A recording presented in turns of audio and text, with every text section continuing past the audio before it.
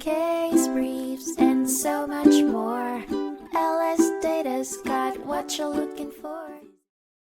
In 1982, the Kentucky Court of Appeals heard the case of Island Creek Coal Company v. Rodgers, which centered on the liabilities and damages caused by a blasting incident in 1977. The court found Island Creek Coal Company and Cimarron Coal Corporation liable for causing damage to the home of Jewel and Elsie Rodgers in Hopkins County due to their mining activities. The jury awarded the Rodgerses $50,000 in damages and ordered Cimarron to pay an additional $45,000 in punitive damages. Both coal companies had been involved in mining activities in the area, with Island Creek's predecessor, West Kentucky Coal Company, beginning operations in 1905 and abandoning mines in 1971. Cimarron had acquired land from Island Creek in 1967 and was strip mining in the area. The Rodgerses built their home in 1966, knowing the risks associated with living above underground mines. The court applied strict liability in this case, holding Island Creek liable for compensatory damages for failure to support the surface, while Cimarron was also found liable for its contribution to the incident. The decision hinged on the idea that Kentucky law requires damages for permanent injury to be based on the difference in fair market value before and after the injury,